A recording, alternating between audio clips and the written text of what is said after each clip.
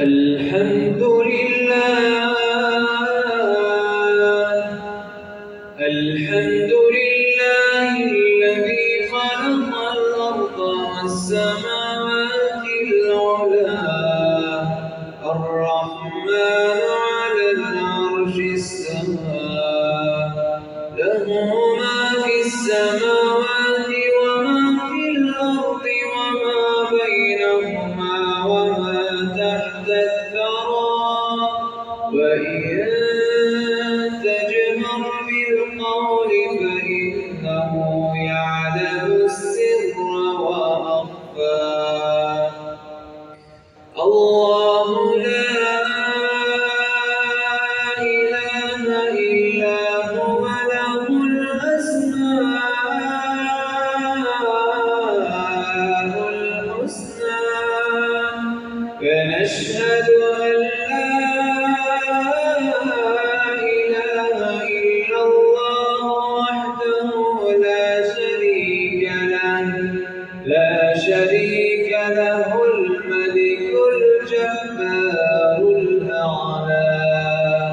ونشهد أن محمدًا عبده ورسوله المجتبى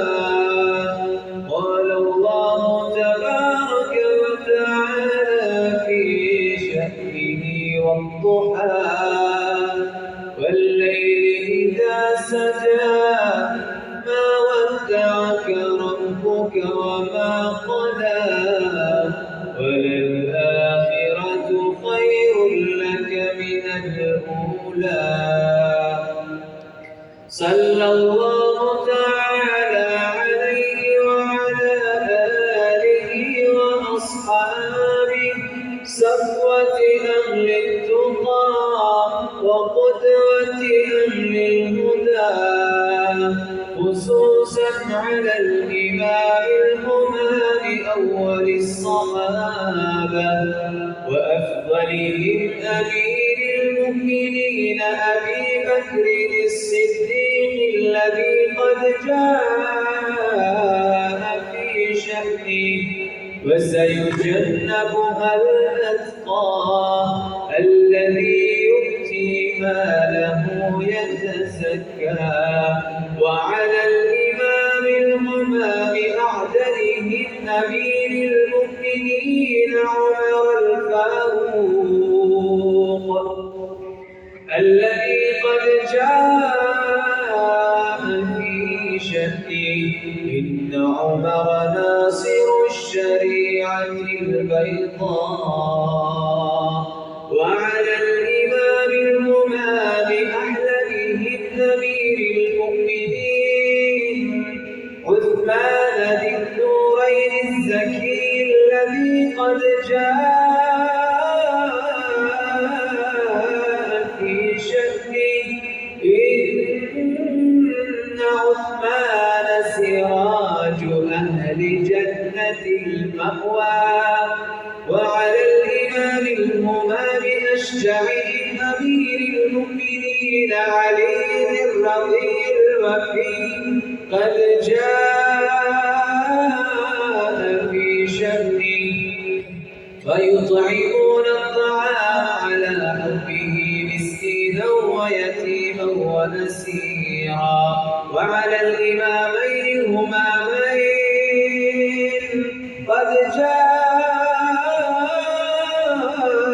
في شأنهما الحسن والحسين سيدا شباب أهل الجنة وعلى عميه شريفين حمزة وعباس أعوذ بالله من الشيطان الرجيم يا أيها الذين آمنوا اتقوا الله حق تقاته ولا تموتن إلا وأنتم مسلمون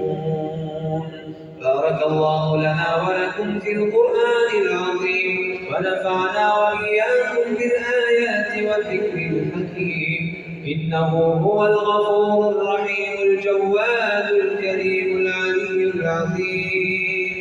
السميع الدعاء.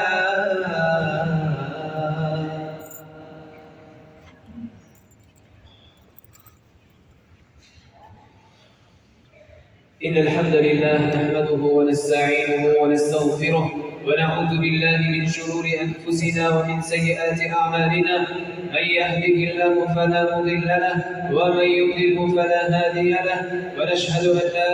إله إلا الله وحده لا شريك له، ونشهد أن محمدا عبده ورسوله. أعوذ بالله من الشيطان الرجيم. إن الله وملائكته يصلون على النبي يا أيها الذين آمنوا صلوا عليه وسلموا تسليما. اللهم صل على سيدنا وحبيبنا محمد وعلى آله وأصحابه أجمعين. اللهم ارحمنا معهم واحشرنا معهم برحمتك يا أرحم الراحمين. سفر برابر كريم برادر عزيز